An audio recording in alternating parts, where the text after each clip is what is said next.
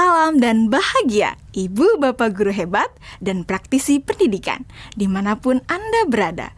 Kali ini, Ibu Bapak akan melihat contoh situasi pembelajaran di sebuah kelas tingkat sekolah dasar yang menerapkan pembelajaran berdiferensiasi.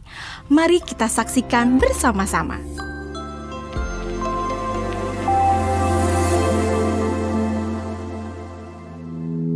Organ tubuh manusia.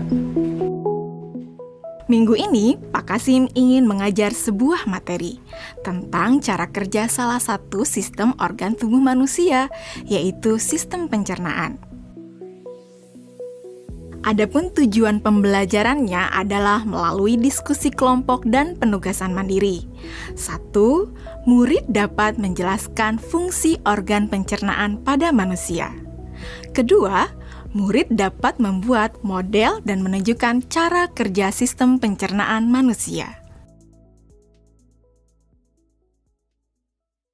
Sebelum pembelajaran dilakukan, biasanya saya akan melihat tujuan pembelajaran atau target apa yang akan saya capai pada hari itu. Setelah itu, saya melihat data atau informasi terkait murid-murid saya untuk menentukan strategi pembelajaran yang tepat dan penilaian yang sesuai. Saat merencanakan pembelajaran, Pak Kasim mempersiapkan beberapa sumber belajar yang menurutnya akan membantu murid-muridnya belajar sesuai dengan kebutuhannya. Sumber daya belajar yang disiapkan diantaranya adalah sebuah poster, berbagai bacaan yang memuat pembahasan tentang bagaimana organ pencernaan bekerja dari beberapa sumber.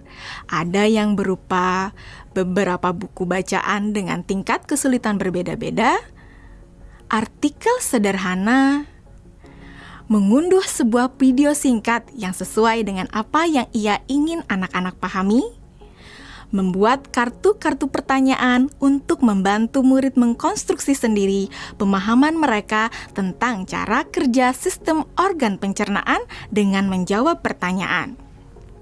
Sumber belajar yang beragam ini tentunya tetap sesuai dengan tujuan pembelajaran yang ingin dicapai atau dengan kata lain mengimplementasikan diferensiasi konten.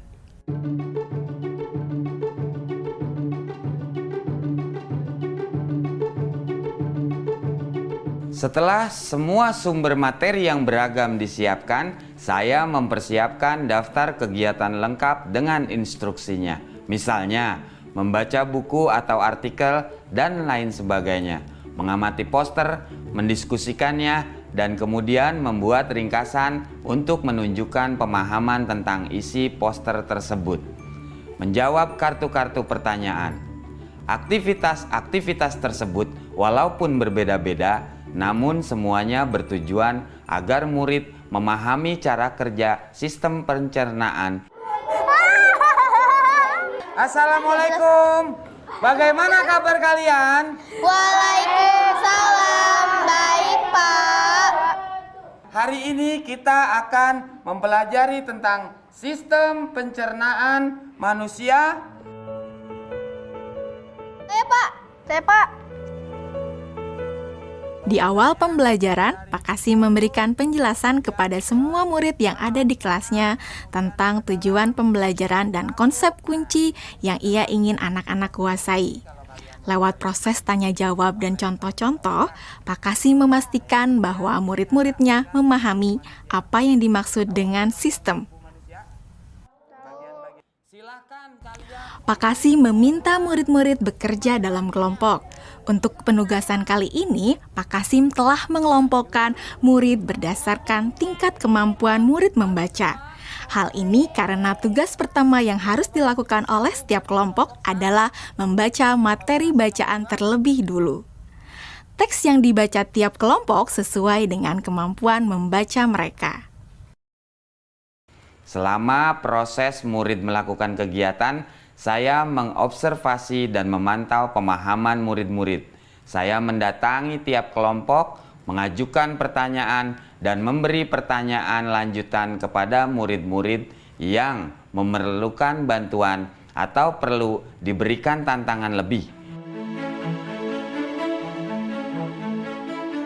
Saya juga membuat catatan-catatan penilaian selama proses ini. Setiap jawaban murid, pertanyaan murid, saya perhatikan dan menggunakan informasi ini untuk menyesuaikan tingkat bantuan yang akan saya berikan pada murid atau berdiferensiasi proses. Sistem pencernaan adalah serangkaian jaringan organ yang bekerja untuk mencerna makanan. Organ pencernaan antara lain meliputi mulut, kerongkongan, lambung, usus kecil, usus besar, rektum, anus.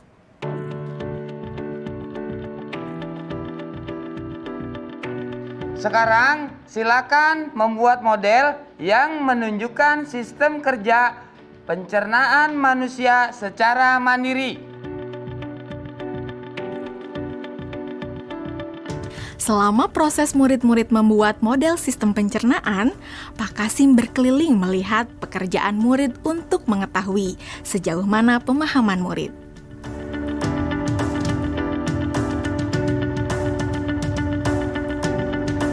Di akhir pembelajaran, saya melakukan kegiatan refleksi, di mana refleksi tersebut digunakan untuk mengapresiasi murid, untuk mengetahui atau menilai sejauh mana pemahaman murid tentang topik yang sedang dipelajari, untuk mengetahui bagaimana perasaan murid-murid ketika melakukan proses pembelajaran.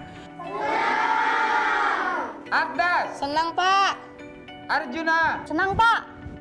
dan tentunya semua ini dapat menjadi informasi bagi saya untuk mengembangkan proses pembelajaran selanjutnya. Ibu dan Bapak guru hebat, demikian video singkat salah satu contoh penerapan pembelajaran berdiferensiasi di jenjang sekolah dasar. Tetap semangat, Ibu dan Bapak guru hebat. Salam dan bahagia.